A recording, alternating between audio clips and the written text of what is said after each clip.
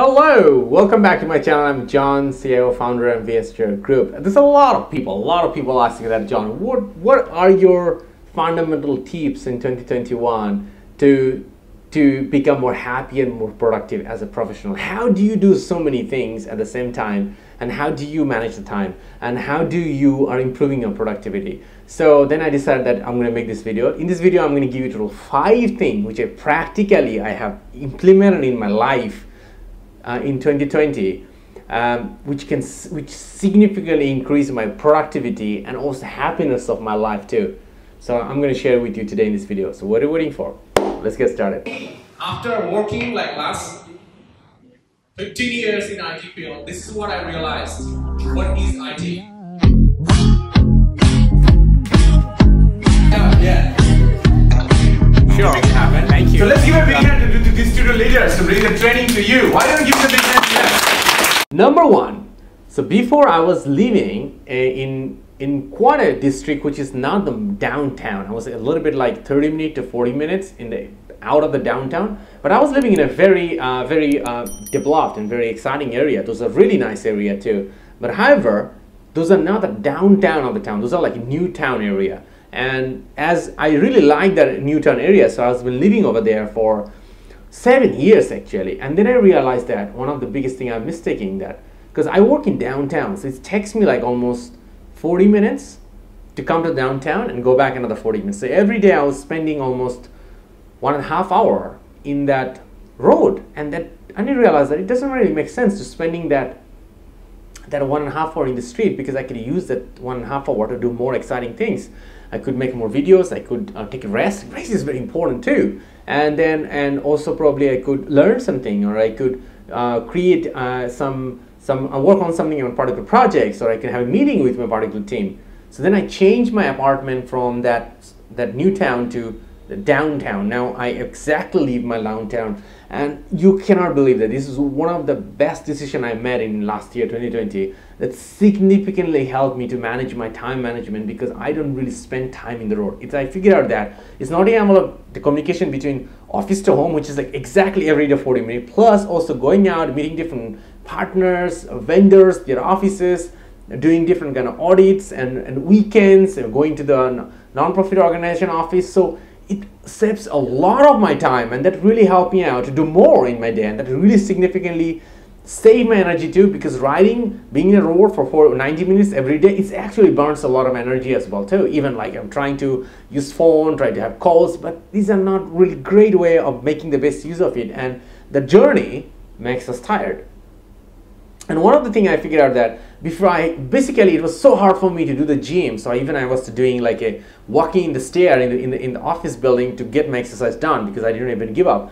But now, after moving to downtown, I have time to go to the gym, because my apartment has a gym inside of it. And so I can just go to my gym very easily. So I come to the work, change, I go to my gym, get the gym for 30 minutes, back to work.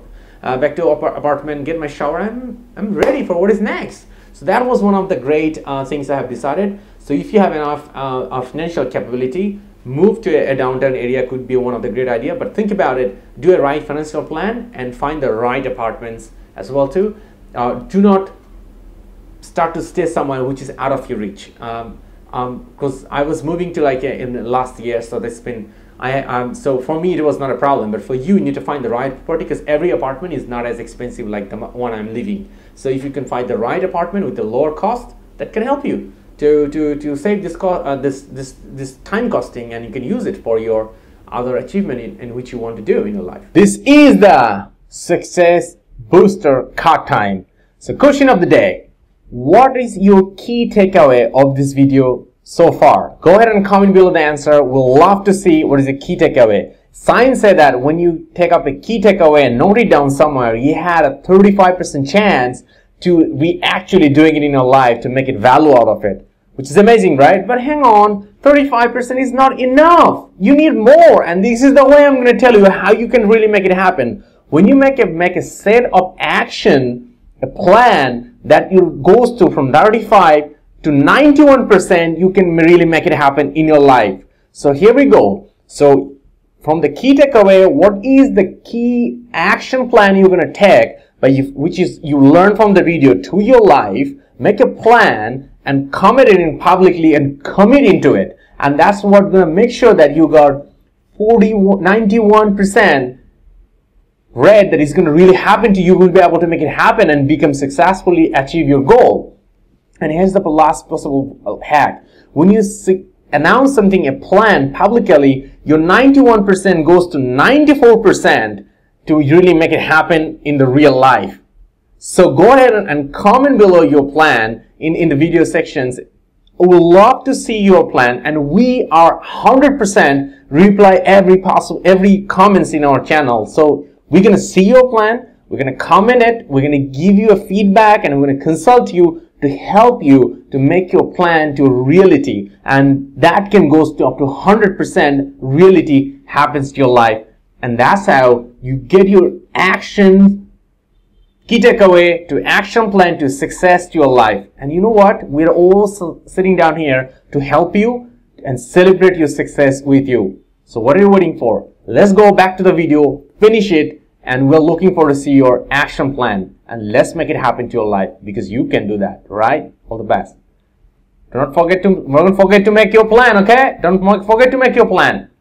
Number 2, that running activity. So, and as I said that I already saved my time from that transportation times that I can use that one. I just mentioned that I go to the gym and I can do the gym. And one of the things I start running this time, and this running really helped me too, because my apartment has a level 7, there has a big garden. I can go for a run into that big garden. Plus, my apartment has a river next to it as well, too, even it's a downtown. So I can go next to the river and can go for a long 15 to 20 minute run, and I can come back another 15-20 minutes. So 30 minutes of run done, and that really give me a lot of physical energy, because that exercise and eating healthy and sleeping always give you more energy. Even if you feel like, oh no, I want to work, I want to do something, or I want to take and watch something, movies for entertainment. But running has been a great entertainment for me. Going to the gym has been a great entertainment for me. So that really helped me to energize my physical energy more, and that helped me to get more things done on the way in the next day, and it helped me to recharge faster as well too, and I feel great, more importantly. Number 3, having the right friend circle. So last year what I have done, I look at my whole friend circle and I realized that, oh, I have some holes in my friend circle. I've always been very careful about picking my right friends. So I've seen in my hole that I was not spending a lot of my time with my right segment of my friend, and I was spending way more time to the friend circle who were not the most suitable one. So then I started to shift my friend circle to the right friend circle. So this is a way I like to advise you to do an exercise. Make an Excel file. Column A, you write it down, the friend circle members who are better than you. Column B, who are equal to you. I mean, their success, their achievement, their wealthy. You can have your own criteria. It's up to you. And third one is about the friends who are inferior to you, not really as good as you. And then you can look at it, how many time do you want to spend for each of them. It's really defined. How much you are energizing yourself, how much you're getting knowledge, how constructive conversation you are having. That's really important too. So for me, I strongly recommend you to suggest you this one for the friend circle who are ahead of you in success in life. Spend 40% with them.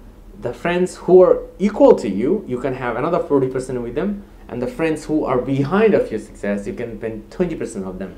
So that could be a good 40-40-20 breakdown, could be a good breakdown for you to spend good amount of time. How much I'm spending? I'm a little more tactical. I decide. Some months I decide to spend with one formula, and then I practice with another formula with another segments too, and that's how it works for me. And so some days, some of my friends said I'm spending a lot of message, replying a lot of message in Facebook, and some week I don't, because I change, because I don't really want to spend a lot of time on Facebook or friends on that one, but I really want to spend a lot of time on my real friends and phones, calls, and want to have a call with them online to see how things going on. So that's why I strategize my friend circle time.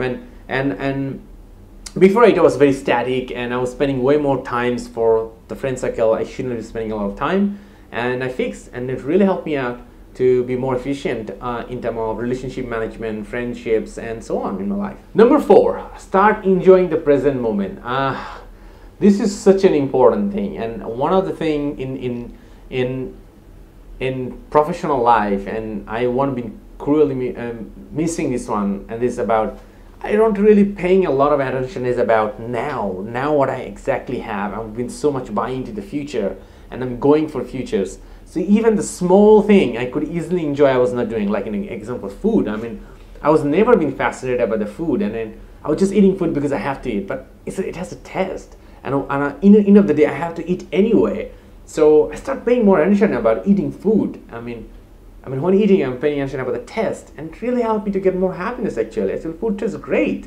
Why don't I really pay attention more? I love coffee, so I was always paying attention about coffees.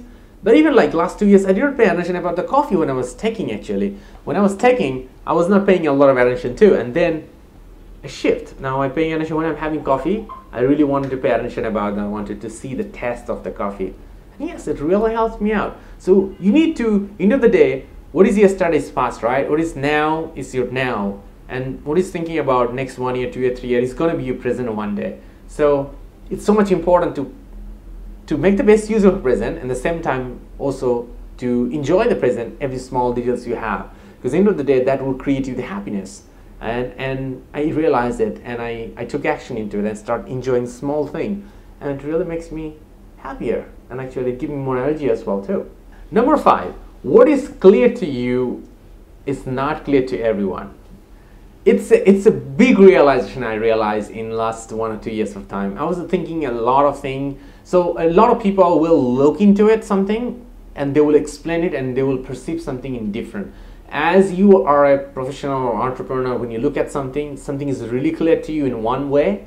Probably the amount of knowledge you have, probably the amount of attitudes you have, the mindset you have, the way you're looking into it, the time you're looking into it, that will build up in one perception about something. But another person will not be probably as good as you, or maybe some other people even get it better than you. So that's why you need to be really paying attention is about who is looking from what perspective. So before I was not really paying a lot of attention is about what I was clear to you. I was expecting that everybody is clear about that was too, and then it is not. And then I realized that, oh, I need to step back. I need to spend more time to explaining those people what I'm thinking, and help them person to see what I am saying on that particular thing. And it required me to work more. But then I realized that can I use any other things to help them out? So that is one of the things about I start creating a lot of videos like this for communicating to my team. And that really helps, and actually they really can start to get what I'm actually saying, so they can start to see it and they start to realize it, and it start to have a better teamwork and better communication, better connection with each of us too. So that is the 3-3-5 productivity and happiness hack I realized in the last 2 years of time. So I shared with you this top 5. If you have any happiness or productivity hack you are looking for, you have any particular questions, go ahead and comment below. I'd love to give you an answer. If you have more tips from your side about productivity hack, go ahead and comment below too. I'd love to interact with you. Like I told you, the channel, we answer 100% comment. If you put a question over there, myself or my team are definitely going to answer you too. So what are you waiting for? You got my 5 sharing? Go ahead and execute in your life, and let me know how happiness and productive you are, because you're living to become happy and become successful, right? All the best.